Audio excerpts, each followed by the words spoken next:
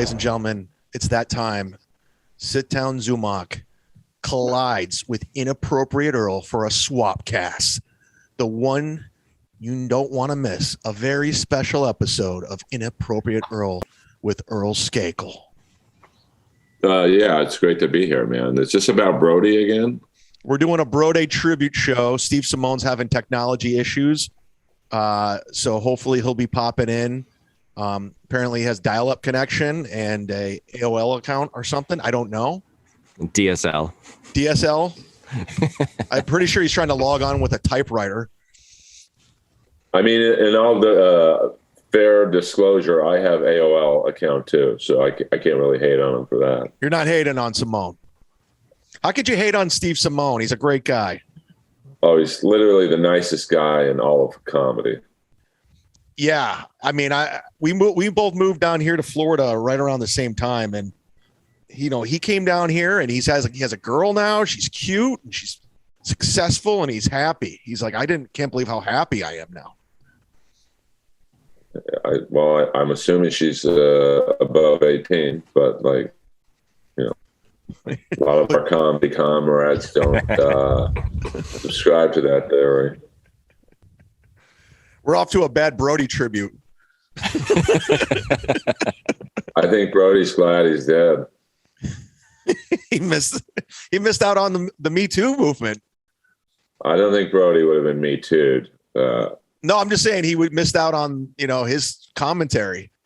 Oh yeah, he would have been fun to get his take on Weinstein and all the comic buddies we know who are, they're all coming back, man. All of them. So, yeah. Well, what's funny about Brody is he, I don't think he would have gotten angrier and angrier as everything happened with the shutdowns.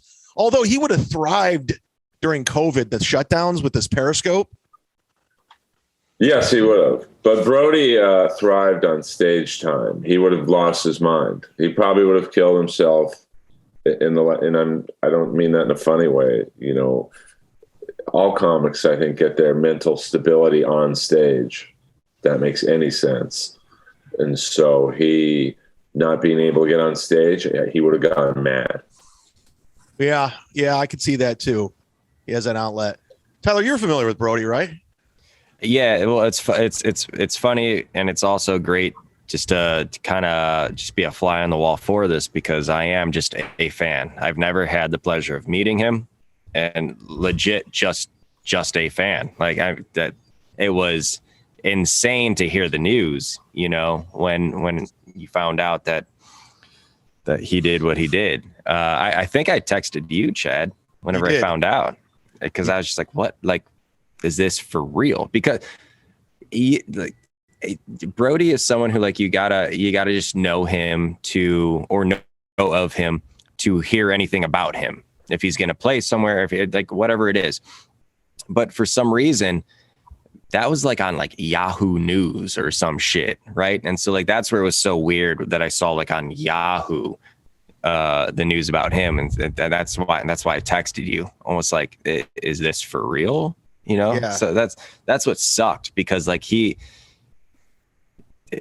was awesome. He was awesome, and again, I don't know him like the way that you guys do, but I tend to believe that a lot of what I saw like in his show Enjoy It was probably pretty close to how he was in person, if I had to guess. Yeah. It's funny you said you saw it trending on Yahoo News. It was pretty bittersweet because Brody lived for that coverage, and he got so much coverage for his death that he kind of missed out on it. Though, like him moving or like with COVID and that stuff, I feel like he could have just moved to Tampa with you. I know. Yes, my death is trending. 305. The new Mr. 305, right? Like, he's 818. Fuck Pitbull. Yeah, he would have been the new 305 now that Kimbo Slice died of a heart attack. They're dropping like flies. That was probably the funniest I've ever laughed, was that one Kimbo Slice fight where he fought Dada 5000, who was another 305er. he was the guy who did the illegal fights in like, I don't know, a swamp in Jacksonville. He had like a mock cage. There's a great documentary about him. I forget what it's called, but the guy who did Cocaine Cowboys, Billy Corbin. Billy Corbin, yeah. And I remember one of the scenes was a pit bull taking a shit in the fake octagon they had made. And it's amazing. I tweeted out that was the best part of the documentary. Just kidding. And Billy Corbin messaged me going, "Yeah, I guess everyone's a critic." And now we become friends.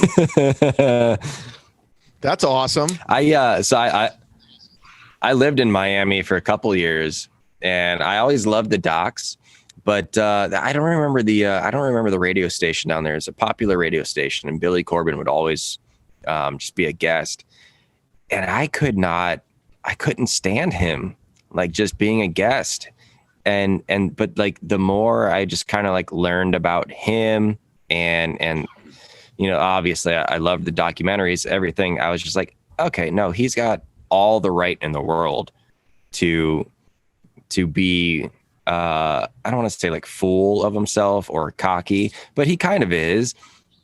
But I guess my thing was always like, this is your only doc. This is your only doc you did. And then he did the like the ESPN 30 for 30 doc and like started to gain traction that way. And he's just great. He's great. So I take it all back. Yeah, no, he's got a lot of documentaries out. He's got one that I think is on Netflix now about juicing baseballs or something about cheating in pro baseball. That was really good. About the MMA one. Was that about Houston or? No, it was about. I think it was about how the league juiced the baseballs in the home run era. Okay. Yeah, I mean, a lot of people don't realize that the Major League Baseball, I forget what they did to the baseballs, but they made them more livelier so there could be more homers. Okay. Which is why I've always thought anyone who cheated, like Pete Rose, they say, or the gambling and all the ways that baseball cheats, they should all be in the Hall of Fame. The history of baseball is cheating. It's just that's their history. They cheat nonstop, whether it's putting pine tar on the bat or spit on the fastball or not allowing black people in the league. There's always cheating going on. No, it's true, though. What would be hilarious if they originally let black people in the league and they're like, hold on. The Pete Rose thing is super, super interesting to me because I actually I'm too young and too lazy to actually look into it all. But did he ever place bets against his team when he was managing? They say no. Then in that case, who the fuck? Like in that case, good for him. No. I mean, here's the thing, though. If he bet on his team to win, which you think, it makes sense. Like, what harm is that? I think the harm is, like, I'm a big Reds fan. We can go into that later, but I'm pretty knowledgeable about the roster during that time frame. And, like, the best pitcher for the Reds at that time was Tom Browning, who, he was just a great pitcher. And I think John Franco was the closer.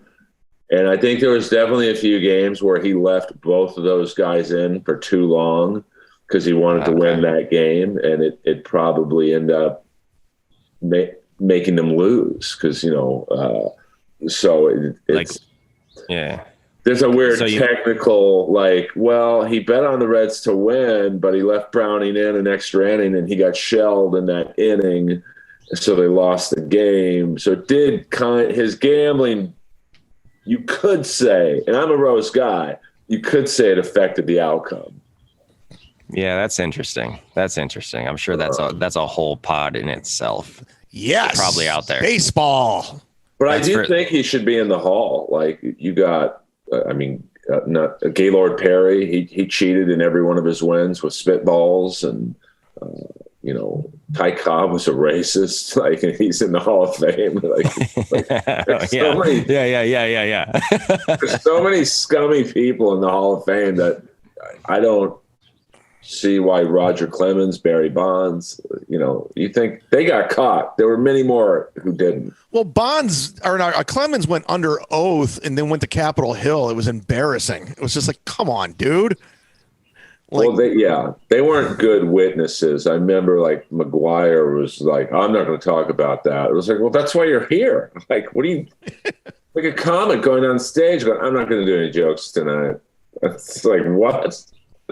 And and there's so many players who cheated, the juicing of the bats. I think they put pine tar inside the bat.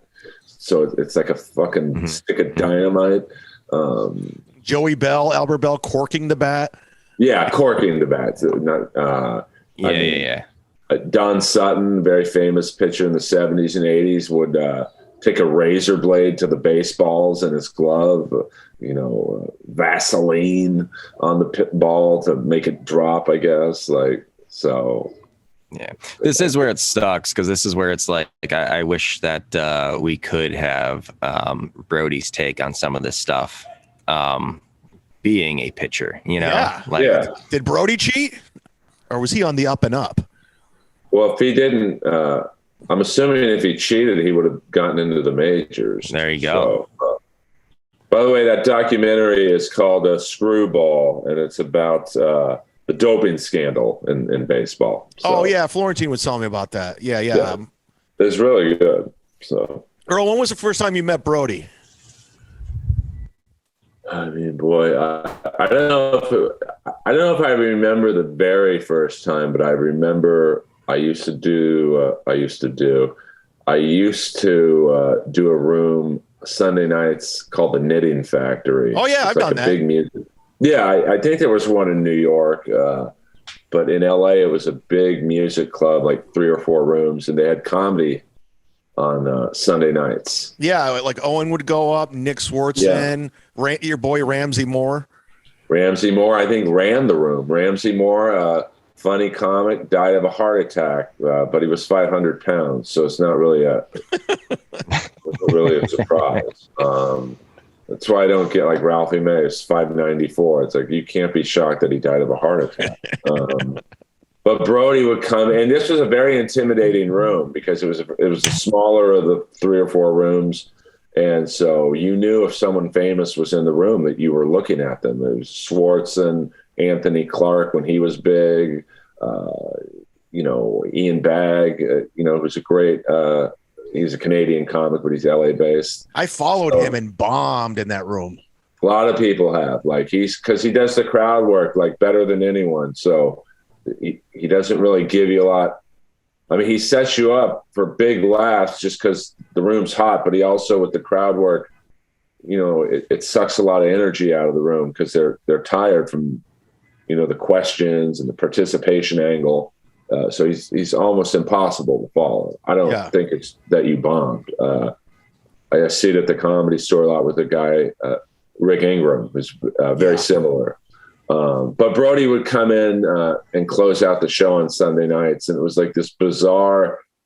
And I didn't really know him, so he set up these wood chairs, and he started playing the drums on them, and he was doing like calf raises and like this bizarre crowd work, asking someone where they went to high school, and he didn't know I was a comic, so I think he said, "Where'd you go to high school?" I'm like, "Notre Dame High." And he's like, "Yes, Notre Dame High, Sherman Oaks, Tim Foley, shortstop of the Pittsburgh Pirates, and Jack McDowell, Cy Young Award winner in 1988. Enjoy it, you got it. The Knights, Woodman and Riverside."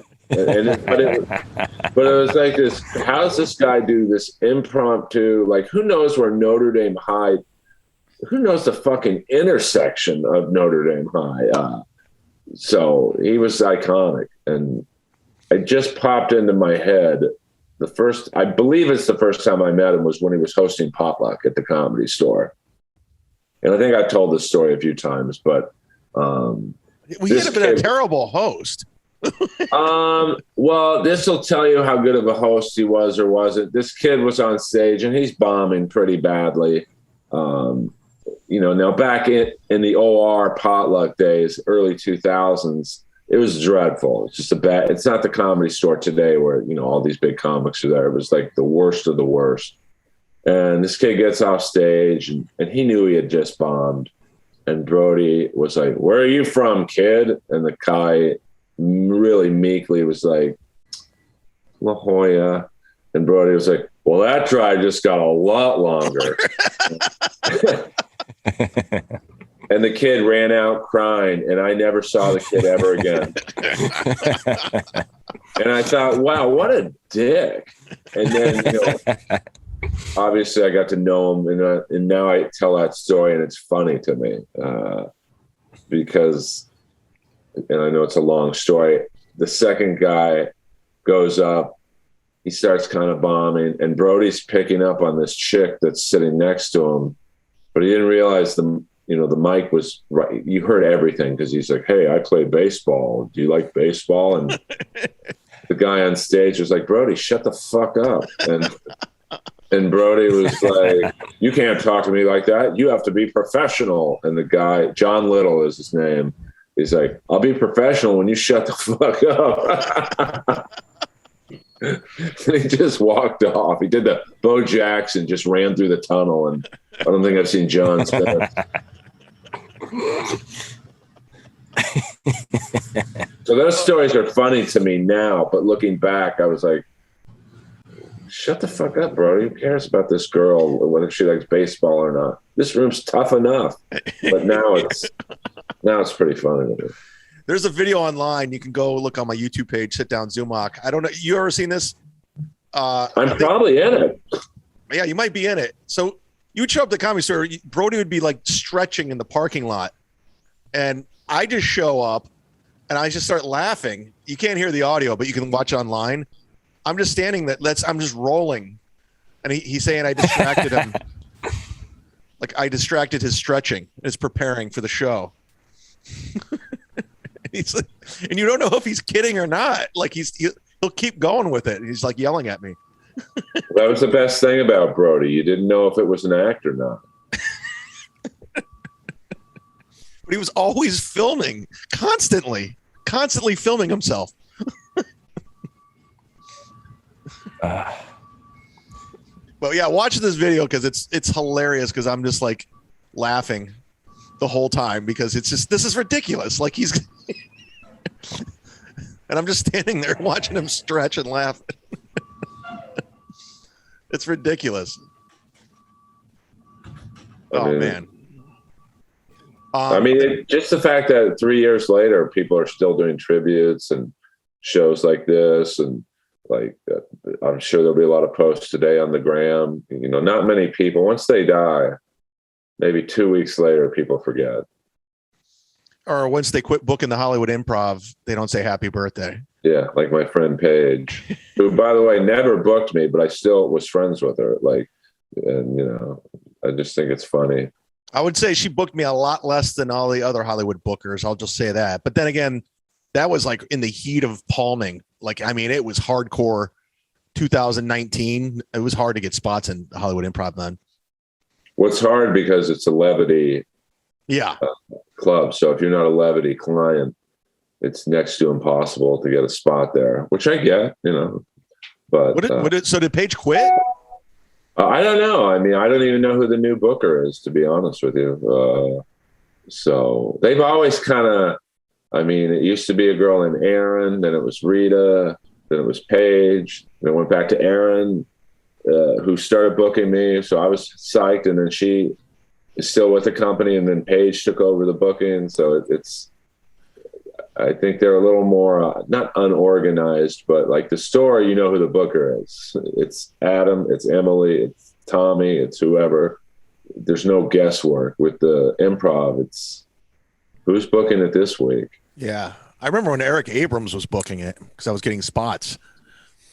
Yeah, that's like that's maybe early to mid 2000s. Yeah. Speaking of Brody, that's the very first place I saw him do stand-up was the Hollywood Improv. I was immediately a fan. Immediately. Because he was just, I've never seen anything like him. Like, it was just like, what the fuck is going on right now? You're just talking about his day. His literally what he did that day. And it was just unbelievable. Yeah, I mean, there's no one like him. Like, there's like, you know, like when people see me do comedy, they're like, oh, you're kind of like Stephen Wright or, you know, Robert Schimmel or whoever. You know, I'm sure you get comparisons. You know, oh, Chad, you're like this person. That, you know, Brody, you can't say Brody. It was like, oh, you're kind of like maybe Andy Kaufman, like, because it's so weird, the humor. I picked up, I couldn't be around Brody a lot because I started mimicking him, you know, just, I would start just doing random things on stage. Like, yes, I drive a Honda. I'm like, oh, I can't be doing this because the cadence was so catchy. Like, I wanted to do the cadence of it.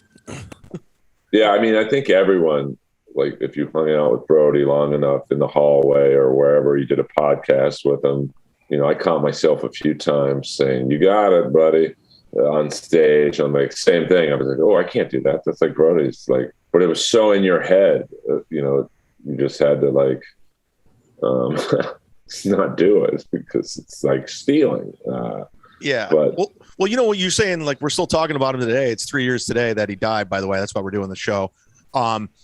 Is the fact that he, for some reason, it didn't matter whether if you were the dishwasher or the Zach Galifianakis and Bradley Cooper, he always remembered everyone's names, which was crazy.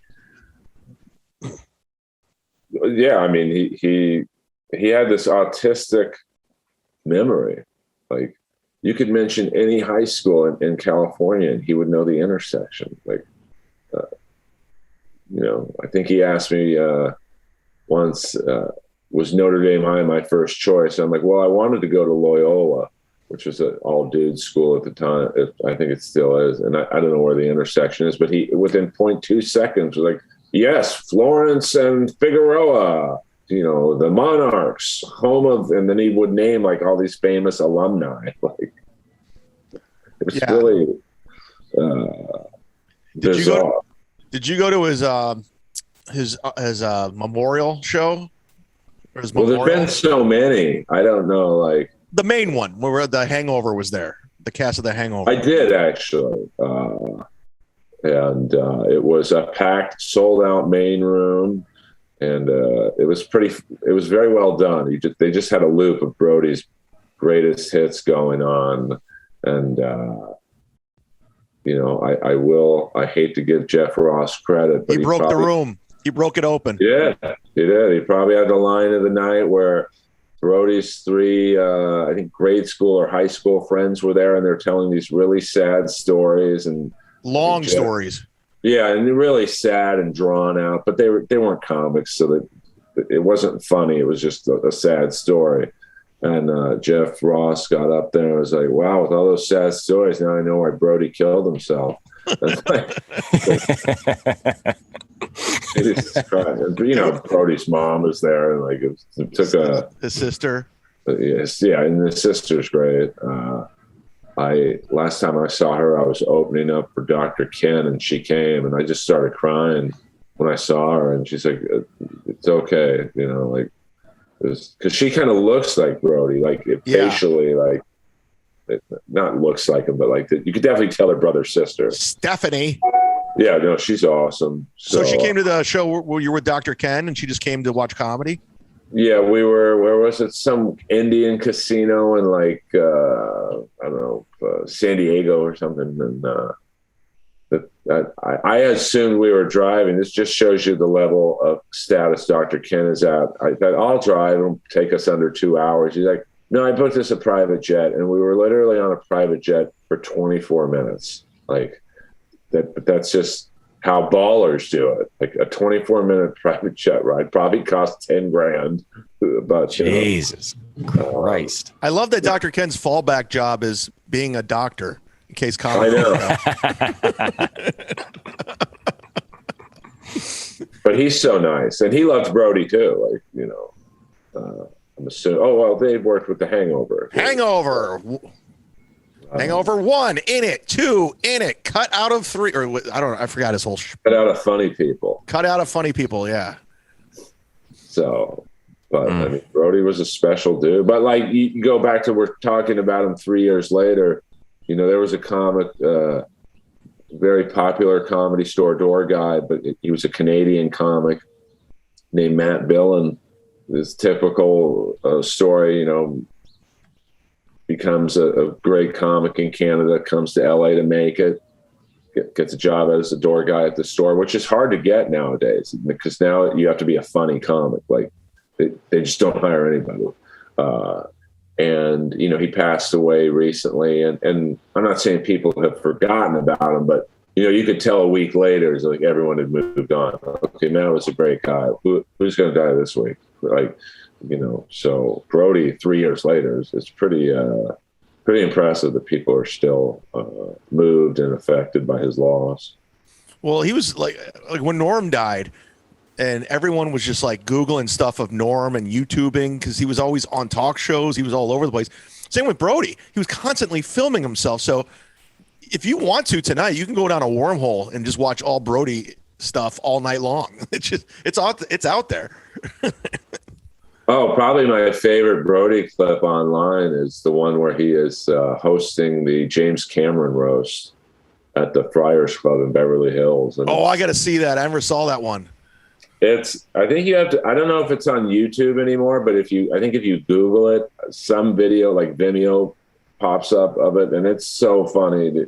He's like roasting Jim Cameron. Like, he's like, I loved you on Growing Pains. My bad.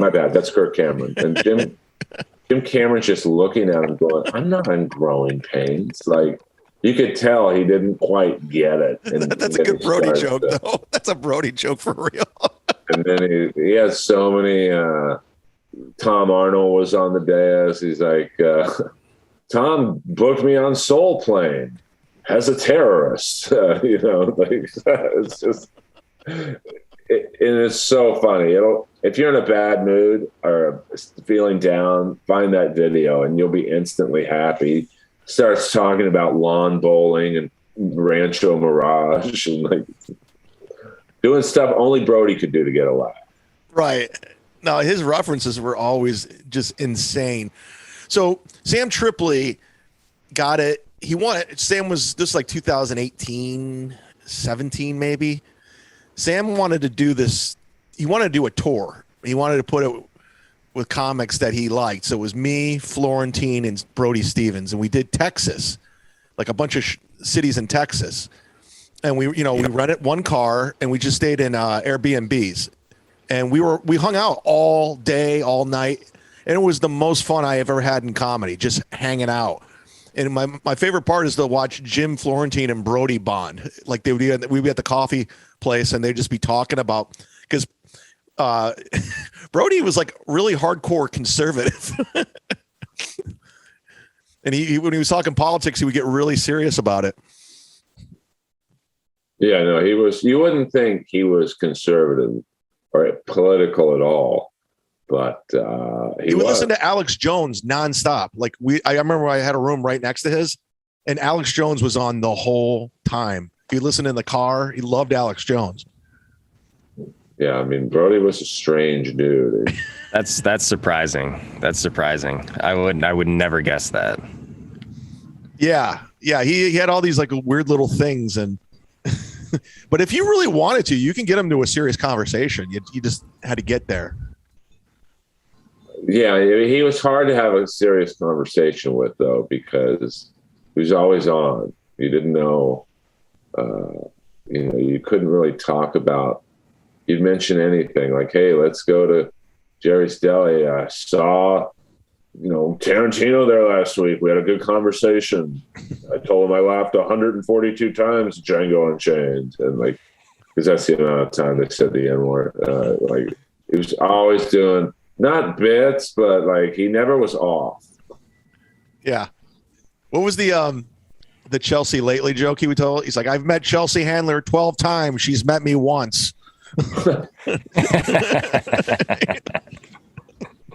Something along the lines of that. I'm glad you pointed this out, dude. I'm gonna watch this tonight. I can't wait. I just found the James Cameron roast. Dude, it's so funny. I'm not doing it justice. It's about 7 minutes, and yeah, and can you play the audio or no? I can't. I wish I knew how. Tyler, how we gotta figure this out.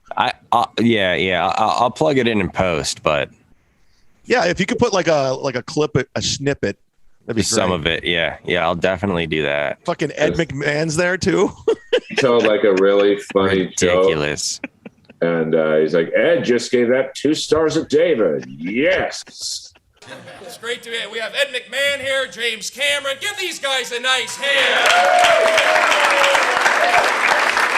No, I am not in the program. Apparently, Carrot Top got sick. So, Ed laughing at me, that's a professional. I was on Ed's show, Next Big Star. Remember that on the PAX network? Yeah. Now I'm doing warm-up for a roast. So, thank you, Tom. And then he starts doing shtick. And can someone get Ed a bottle of Metal Musil?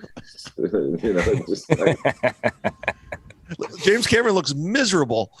I don't think he knew who Brody was, so he just didn't get it. But toward the end, he does. You could tell he starts like, going, okay, this guy's insane. I remember because I started comedy in LA in 2004, and I was like at every open mic, and I'd run into Brody everywhere, and I'd see everybody. And I remember at the time it was MySpace was popular, and he was on Best Damn Sports Show. You remember that show with Chris Rose, and he was doing audience warm up for that. So I remember Brody's one of the first websites I ever saw, and it was immaculate. Like he had everything in detail on his MySpace. It was perfect. Like a list of things that he liked, his favorite athletes, and all these photos of celebrities. He had like 1 million photos of celebrities. Good God, I couldn't even get my top 5 or top 8 right, let alone that shit. No, he was very, autistic, and a neat freak and a germaphobe. Like he was all these things into one. And it makes sense that he was a pitcher because he did everything in repetition. And that's what pitching is. It's just repetition. And his whole life was repetition, getting on stage, getting the reps in, going for a walk, steps with Steve. But he was one of the very few comics that you could hear him do the same joke 1,000 times and you'd laugh every time. And you did hear him 1,000 times. Yeah, I mean, it was, going to the pitching, the batting cage to play catch. Oh, yeah. I go to the batting cage just to play catch.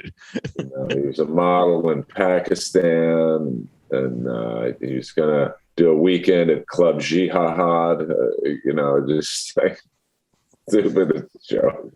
There's such juvenile humor. I just got a call back for a stadium scene. Yeah. and you'd laugh every time.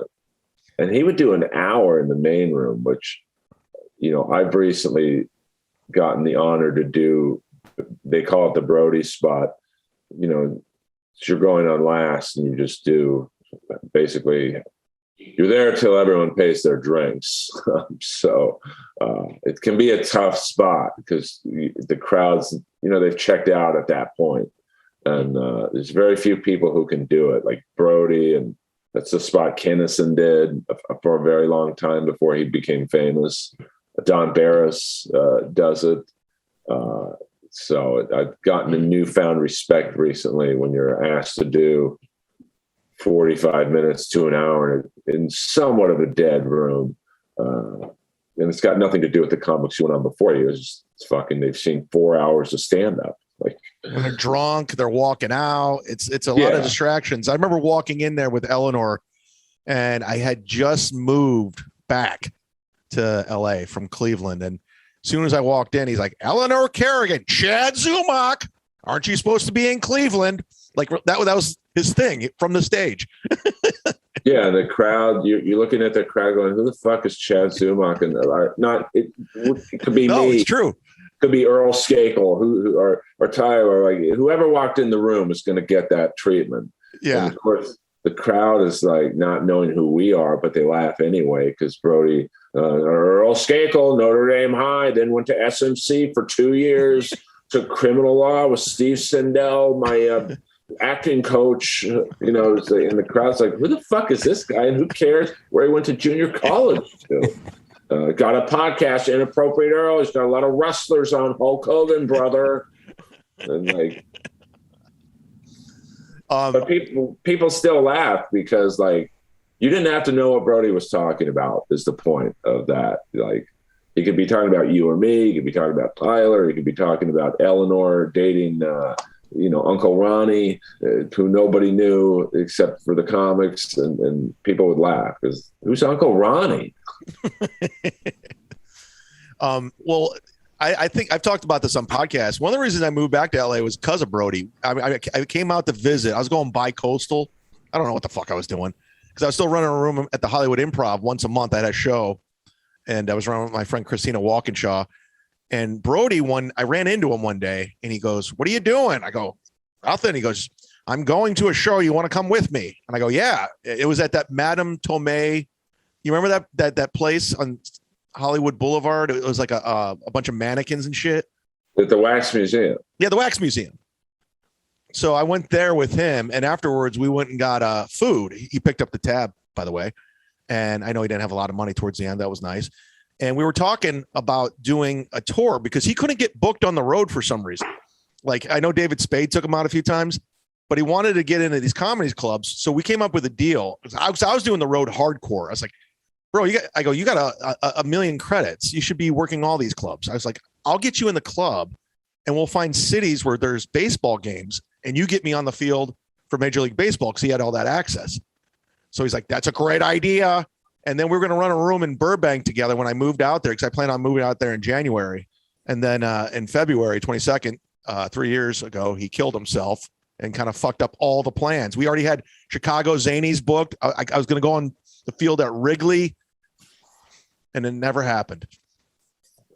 Yeah, he was supposed to do my podcast the day he killed himself. So talk about the numbers would have been gigantic on it. So wow. But it's like when Piper, he was supposed to come to my house the day he died, and the numbers on my podcast went through the roof. I mean, I would get like on SoundCloud, maybe 3,000 listens, which is about what I still get. The day Piper died, his episode went up to like 22,000 listens. So I wish Brody would have just waited another 12 hours. Yeah, very selfish. Very selfish. That reminds me, how about you book me on your podcast? I'll fly out there so I can die. I'm the podcast crypt keeper. I think Brody died, Piper died, Tawny Katane died. She was supposed to come back and do the podcast the week of her death. Tyler's next. Yeah, Here I come. Oh, you just missed. I was just out there. That's too bad. Damn it. Oh, yeah, you were out there for the Super Bowl. Yeah. Jeff Ross is still alive, so he's an anomaly. We should get Dante. Is he, though? We should get Dante to do it. I would, just to capture his delusional insanity. But I don't think that's going to happen. Ralphie May was going to do the podcast, but literally we drove by my house and he's like, dude, I'll never get up those steps. So, Did you have Bob Saget booked too? I did not have Bob Saget, but that's a weird story. That's getting weirder by the day. Yeah, it's hard to follow. There's some. I saw something in some magazine, like the Star, the Inquirer, but usually their reporting is pretty good. And it said like he had the injuries of someone who got hit in the head with a baseball bat. Yeah, I heard the same. I mean, he was so nice. Unless it was a robbery gone bad. Well, you would think hotel. I mean, I know that JW Marriott because I was there a week prior, so I may have had something to do with it. No, but I'm trying. You would think the hotel would have cameras, people coming in and out of that room. Yeah, I mean, who knows? I don't think he had the reputation of being a druggie. Or, I mean, I'm sure being an 80s comic, he probably did a couple rounds with the booger sugar, but I don't recall any recent stories of him partying or whatever. So it is a weird, story. I mean, who knows if we'll ever get the real story. Well, let me take it a step further because I want the Patreon to go up with conspiracy. You know who Heath Ledger was hanging around with when he died? I don't. The Olsen twins. Hey. I'm just saying. I think they're up to no good, and they're killing people. I mean, anything's possible. I was one of the Olsen twins. I think it was like Mary. I don't know who's who, but who's yeah, who? Harry. I guess he was hanging around. Heath Ledger was hanging around one of the Olsens before he died, before his OD. So I just don't trust him. That's all I'm going to say. I'll put it out there. I'll Tim. But at least with Heath Ledger, there was rumors that he'd like to party and dabble in the cocaina from La Florida. But I don't recall any recent stories of the last couple of years of Bob Saget being anything but a doting husband and father. So, who knows? I mean, it's so weird. You'd think the hotel and their cameras, you'd think TMZ would have gotten access to that stuff. That they have people fucking everywhere. So, hopefully we find out one day. It says, according to a report in People, the two were dating prior to his death. Mary Kate and Heath were casually dating for 3 months before Heath's death. So I don't know. Well, isn't one of the Olsen twins married to like a billionaire, or is that just in my own head? I think they're the billionaires. Oh, for real? Yeah, I think they're like moguls, from what I understand. That's why they didn't come back for Fuller House. They're like, fuck that money. Fashion shit or something. Yeah. Yeah, I don't think the Olsen twins have to date for money. I mean, I can't imagine the SAG checks they get a month. I mean, I get probably 1,000 a month from my various endeavors. So I can imagine what they get. They must get $100,000 a month easy. Yeah, network TV, babe. That's good money right there. So anything over 100 episodes. Still, is it still like what? So I'm naive. Like, what else were they in other than Full House? But that show was on the air forever. The residual checks. I mean, they've obviously done well in the fashion game. Sure, but yeah, I don't know. I mean, you would think that show was on network TV for a very long time. Probably make, $50,000 a month from Miami Vice. Good God. I mean, it's crazy. That's when you see like character actors who've done everything. They've been working, like the bad guy from Dexter this year, Clancy Brown. He's been a working actor for 50 years. So, he still gets SAG checks from the movie he did with Sean Penn in '83, Bad Boys. Like, it's unbelievable. Who's the guy we had on, Earl, on the bad guys? The guy in Scarface and Miami Vice? Pepe Serna. Like, he's probably the most well-known Mexican character actor. He's been he was in Scarface. That was 1983. So that's basically 40 years ago. And he was probably acting for 10 years before Scarface. So he's been same thing, working actor 50 years. He probably makes, just on Scarface alone, he probably has made a couple $100,000 over the years. I just remember that podcast got really weird towards the end when he started rapping. You remember that? Yeah. And then I stayed in touch with him for a little bit. I said, I'll buy a painting from this guy, thinking they'd be maybe $1,000. And he wanted like $10,000 or something. I'm like, that's probably not gonna, but that's how rich he is. He can I think he lives in Palm Springs now.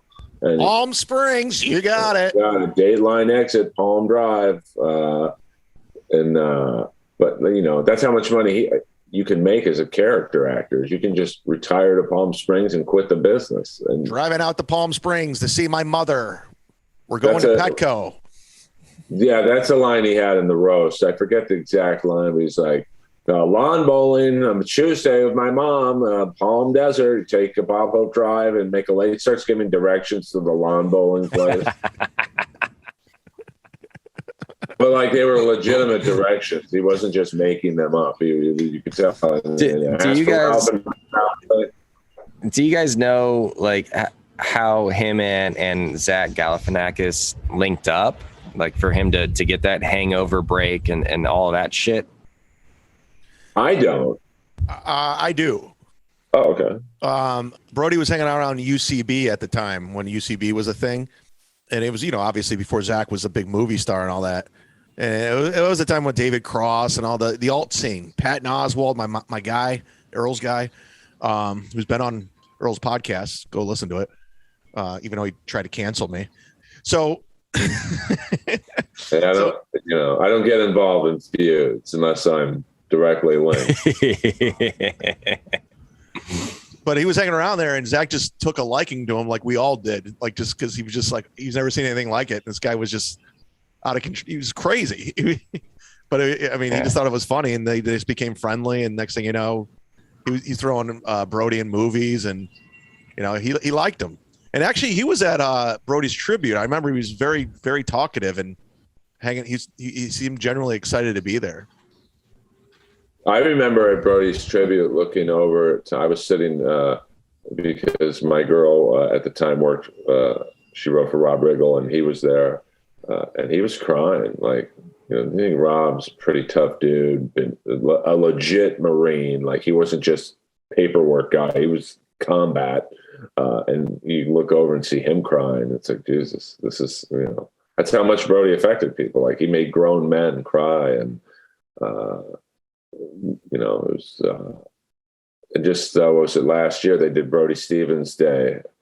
And we had a little ceremony at some park where Brody's bench is. I forget the name, Reseda. It's in Reseda somewhere.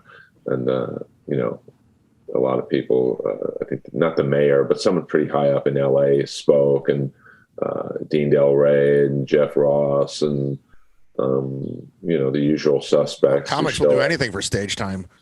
I mean, it's out of control. It's what I saw that day, people networking at a fucking memorial.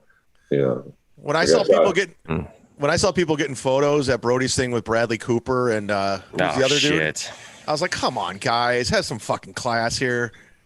That's why my initial problem with Dante was at Ralphie Mays Memorial. Dante's literally walking around with a selfie stick taking pictures. It's like, dude, this isn't a red carpet event. It's a memorial. Like, I can even understand a clown like Jay Mandy and taking pictures with Russell Peters at his wedding, like they're friends. Okay, it's a wedding. You get a pass on that kind of. Yeah, I mean, people have no shame. Like, what do you think is going to happen if you take a picture at Ralphie Mays Memorial? You're going to get signed to 3 Arts? Maybe Golden Artist Entertainment. Well, maybe. I mean, I love all these people they sign at Golden Artist Entertainment who stop working the minute they sign there.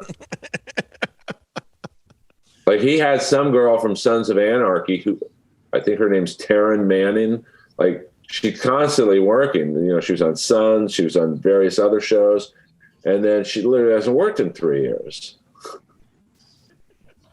Like, he literally takes working actors and stops them from working. Tyler, this is one of you're over my head here, but I'm interested. There's a guy comic named Dante, and he's now. That's the girl, the blonde. Oh yeah. And by the way, he does not represent Cedric the Entertainer. I loved Sons of Anarchy. I know, yeah. But she was the girl who she dated the guy who in real life ended up killing himself. The guy, half sack. But look at this roster of people. You've got Morris Day in the Time, who hasn't worked in 20 years.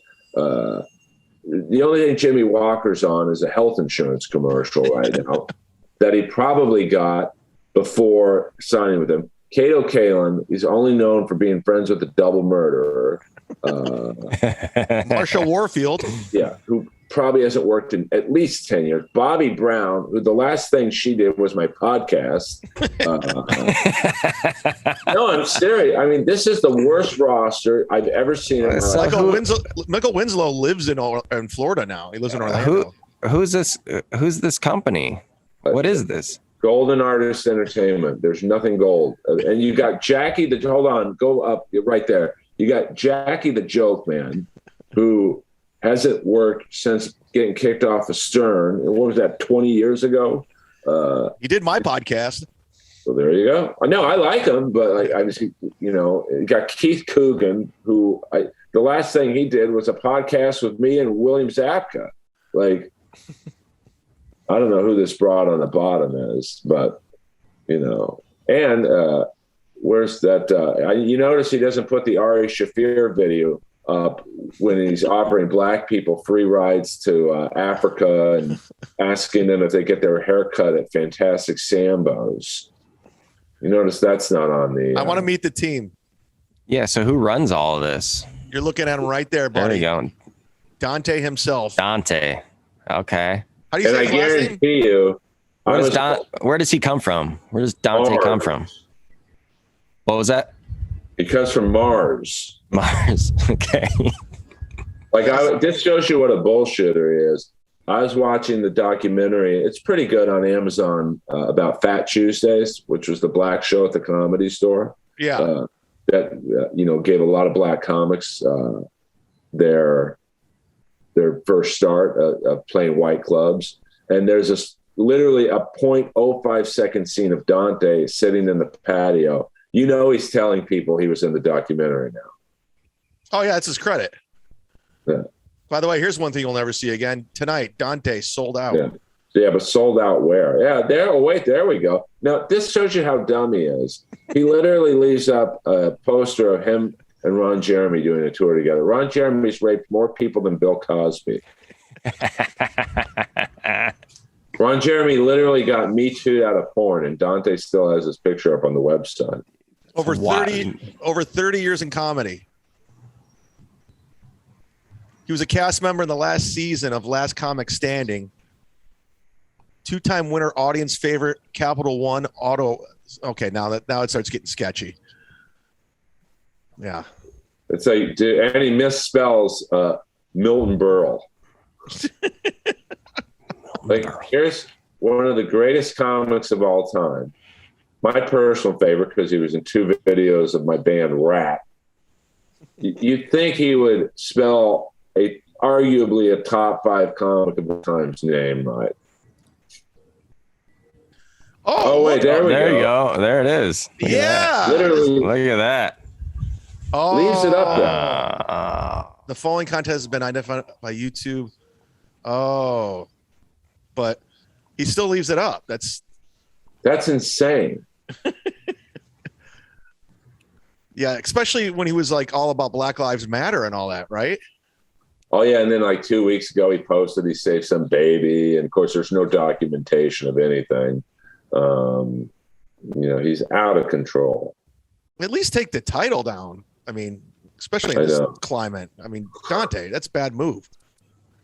So now you're all caught up, Tyler. I love this guy. I think that I could get on his roster. You probably could. I might as well try. Maybe it'd be the reverse for you. You've never worked before in the business, and then you sign with him and you start booking gigs. I mean, I'm just gonna make a fake resume. But this is the type of guy Brody would make fun of. So this does have something to do with Brody's death. Yeah, I want to see if Dante left a tweet about Brody. I'm sure he did. Yeah, he's probably his heart goes out to his family. I just talked to him yesterday, blah, blah, blah. Even though he never booked them in 10 years of booking shit bar gigs in the Valley. Yeah. Valley Village. So where were you when he died? Where'd you get the news? I was on my couch waiting for him to come over. I think that was that. He was supposed to come over that day. Yeah, and I called. I left him a message going, "At least you could do is call me if you're not coming over, dick."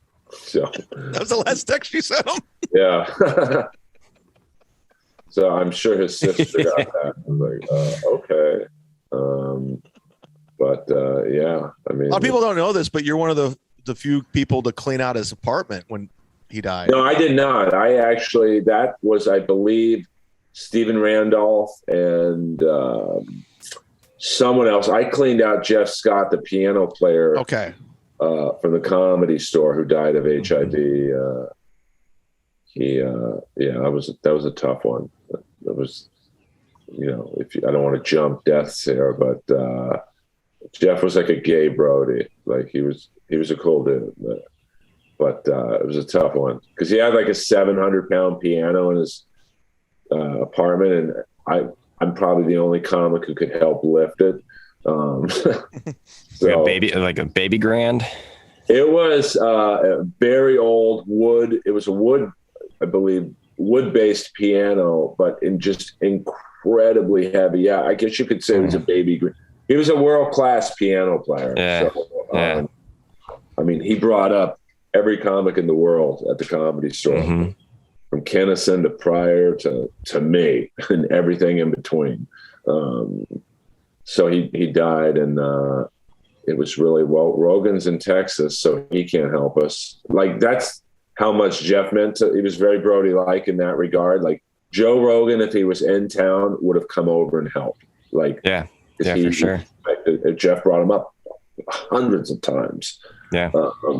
So it was me and the two managers at the Comedy Store, and the Mexican, he's like at the Comedy Store, he's like the go-to fixer-upper guy. Like, he could fix a hole in the ceiling, he could fix the TVs, he could fix the Wi-Fi, and it was very and Sean Polofsky, who helped organize the moving crew. But the one good thing about it was I got to go to the Comedy Store warehouse, which very few people get to, and it was all Jeff Scott stuff. Like, he just was him and Brody were very similar. Like, Brody collected sports shit. Jeff collected like music, show tune, Broadway type stuff. So we miss it. The store's not the same with either one of them. Yeah. It's funny is I never got past at the store. I never tried. It always just, cause I remember going around when it was dark, and it was fucking, nobody wanted to hang there. And I was like, this place stinks. And then I moved away, but I never tried, but I got to perform in all the rooms, and Adam would put me up during the potluck, the guest spots. Right. So I did that. Tripoli got me a spot in the OR, and I did Sarah Mello show. I did a million shows in the Belly Room, but the fact that I was in that and Jeff Scott played me on the stage, so I kind of feel, if anything, I've done some shit. I was a part of something, kind of. Oh yeah, I mean, Jeff. The great thing about Jeff was if he stayed in the room, that meant he liked you. Well, cool. He stayed in the room. But like the store, especially the original room, can be a tough room at times, and we've all bombed there multiple times. But if Jeff stayed in the room, he was saying, "Hey, it's a tough room. I'm going to help you." He had the best sense of timing. Like, he knew everyone's jokes. He knew the cadence. He knew when the punchline would be, and if it didn't get a laugh, he would do a musical cue that would always work.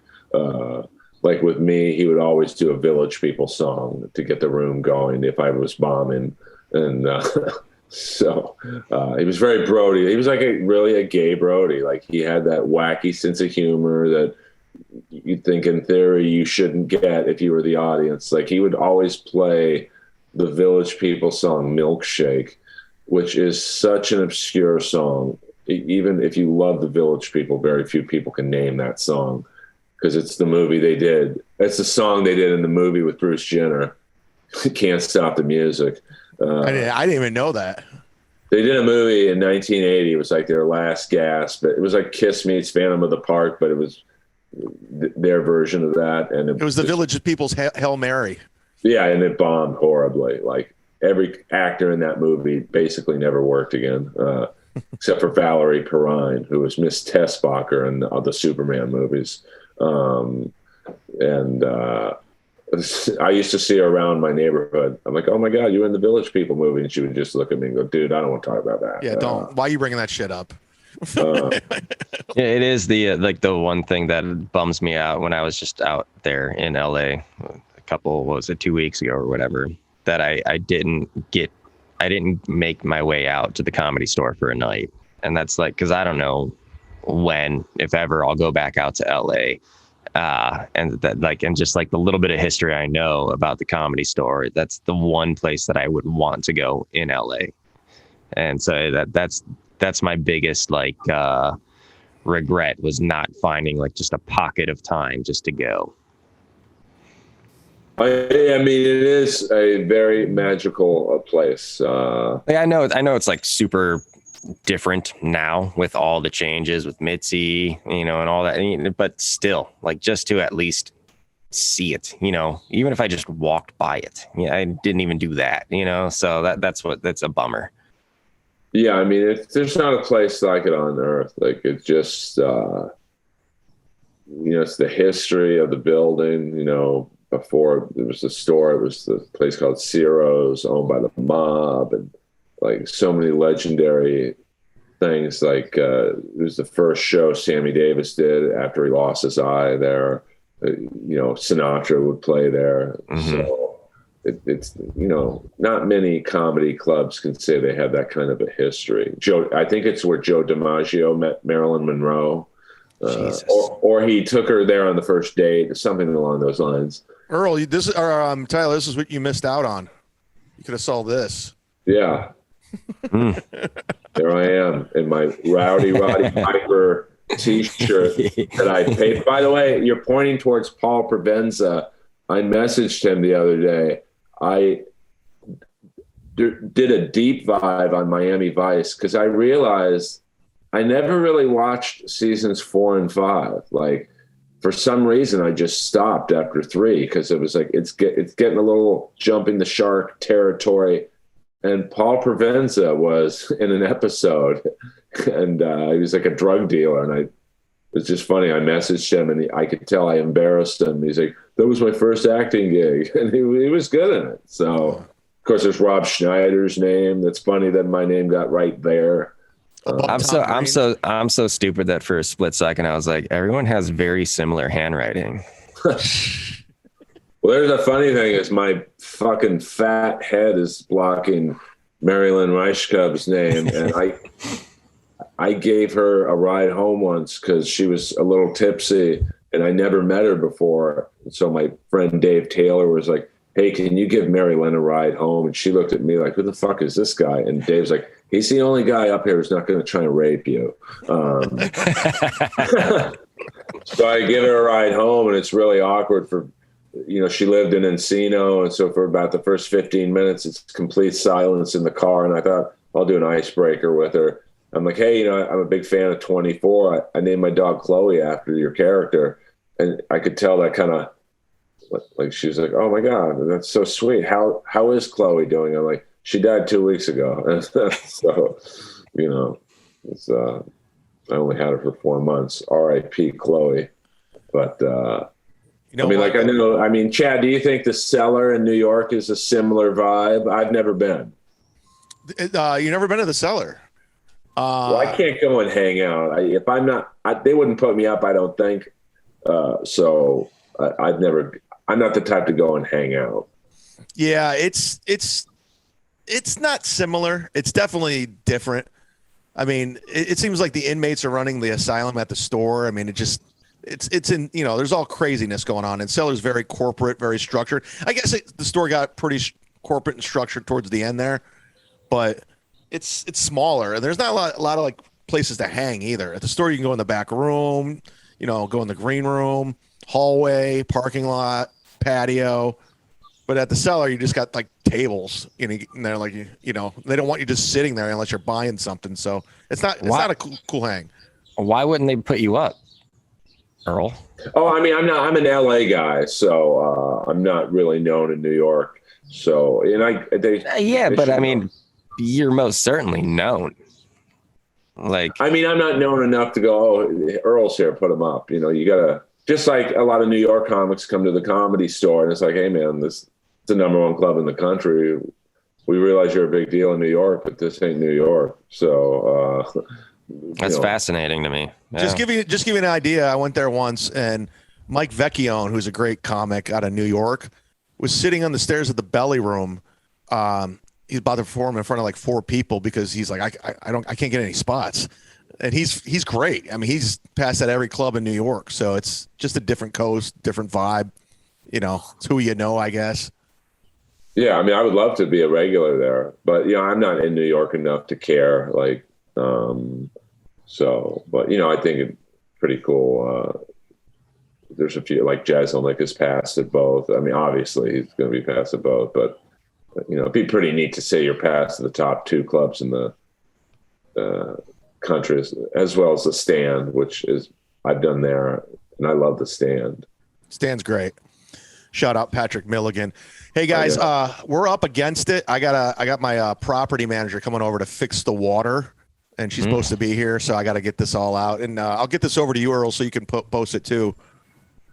Yeah, man. Always nice to meet you, Tyler. I hope we didn't bore you too much with just stories about the gay piano player. Nah, I love it. No, but I knew about him and his passing. And again, someone else just like Brody I've never met, but like just another piece of that story and reasons why I would want to go to the Comedy Store and didn't get to. But nonetheless, he was great. Because, like, you know, obviously he's gay, and I had some gay jokes I wouldn't do if he was in the room, and he knew that. And he'd be like, dude, do the Village People joke. I'm like, I want to hear it. So, like, he was a true friend of comics. And, you know, to anyone who knew him, when you walk in the original room now, although they have Chevy Chase's daughter does the piano now, and she's amazing. She's done a really good job. It's amazing. I didn't know that. Yeah. Is that why Chevy Chase is there a lot now? He's not there that much. I think he got on stage once and did some stories and then left. But it's definitely a void is in that corner of the room because he was such a gay, Liberace, over-the-top character that he's missed. He was very much a Brody, but in a homosexual form.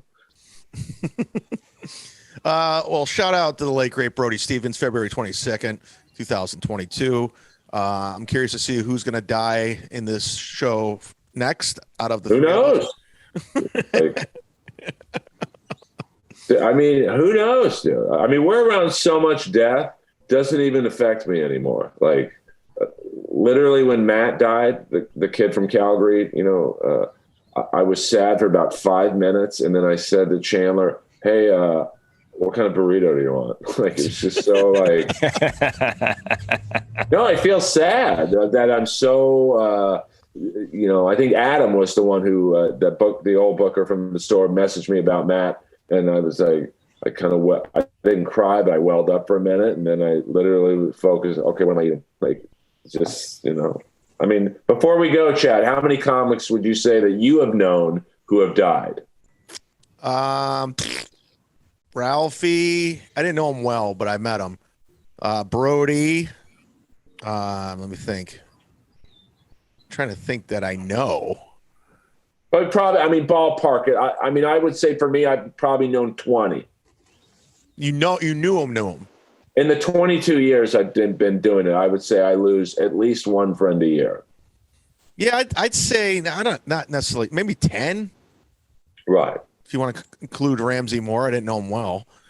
I mean, yeah. Well, I mean, Ramsey, like, Jesus Christ. We did one last thing, dude. It involves a lot of names we've talked about. And I always, shows you Hollywood. Sam Tripoli did a movie called Breaking Her Down, which is about 2 rappers from the 80s coming back in the 2000s. Oh, yeah. Brody was in it. Ramsey was in it.